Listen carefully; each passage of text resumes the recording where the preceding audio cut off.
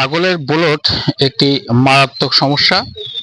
এটি সাধারণত খাদ্যের অনিয়মের কারণে হয়। বিশেষ করে এই রুমিনেন্ট প্রাণীর ক্ষেত্রে যেটা প্রয়োজন সেটা হচ্ছে ঘাস খাওয়ানো, কিন্তু কোনো কোনো ক্ষেত্রে আমাদের অসাবধানতার বশত এই ছাগলগুলো বাড়ি থেকে ভাত বা চাল এ জাতীয় বিভিন্ন খাবার খেয়ে থাকে, তখন ব্লোট হয়।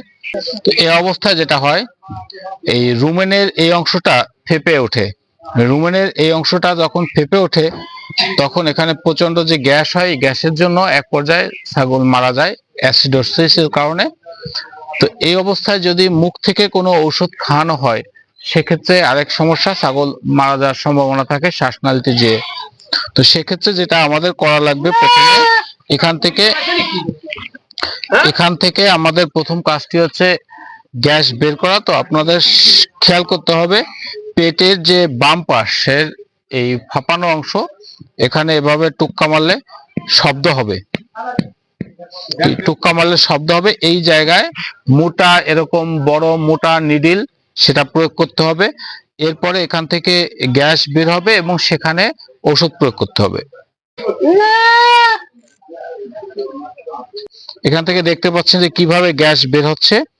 রুমেন থেকে যদি এইভাবে গ্যাস বের করা সম্ভব না হয়, তাহলে এই ছাগলের মারা যাওয়ার কারণ হতে পারে, এবং গরুও কিন্তু সেই একই পদ্ধতিতে কাজ করতে হবে।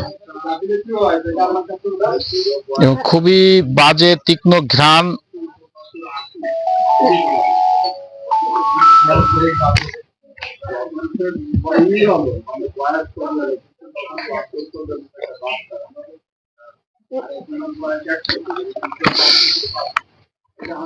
আর এই ক্ষেত্রে যেটা প্রথম করণীয়, সেটা হচ্ছে গ্যাস রিমুভ করার জন্য বিভিন্ন প্রকার ঔষধ পাওয়া যায়।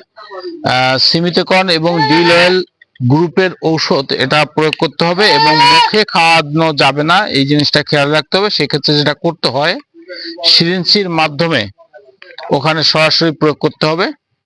আমরা দেখাচ্ছি কিভাবে আপনারা প্রয়োগ করবেন। ভেটেরিনারি সার্জনের সহযোগিতা নেবেন এই ক্ষেত্রে।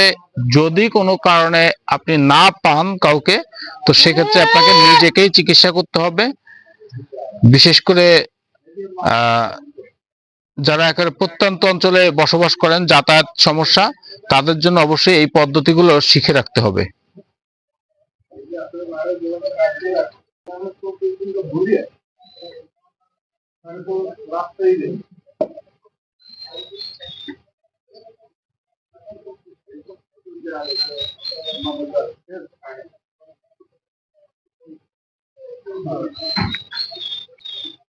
এক্ষেত্রে একটু বেশি ঔষধ তুলনামূলক প্রয়োগ করতে হবে। আমরা এই ছাগলকে 50 মিলি ঔষধ এখন প্রয়োগ করব। বাকিটা পরবর্তী সময় উনি বাসায় নিয়ে মুখে খাওয়াবেন। যদি গ্যাস কমে যায়, যদি গ্যাস না কমে, পুনরায় আবার এই একই পদ্ধতিতে করা লাগবে।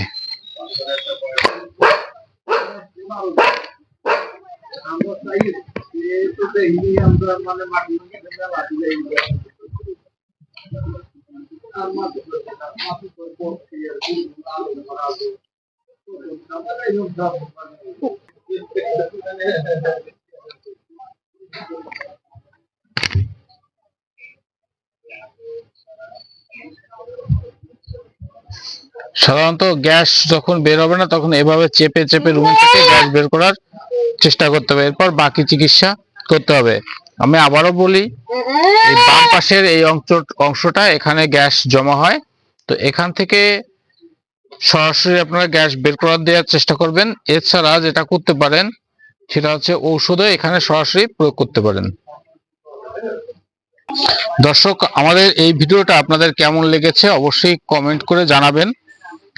প্রাণী স্বাস্থ্য বিষয়ে বিভিন্ন পরামর্শ নেওয়ার জন্য অবশ্যই আমাদের পেজে আপনারা ফলো দিয়ে রাখতে পারেন। এছাড়া আমাদের এই ভিডিওগুলো ইউটিউব, টিকটক, ইনস্টাগ্রাম এবং ফেসবুক পেজের মাধ্যমে আমরা প্রচার করে যাচ্ছি।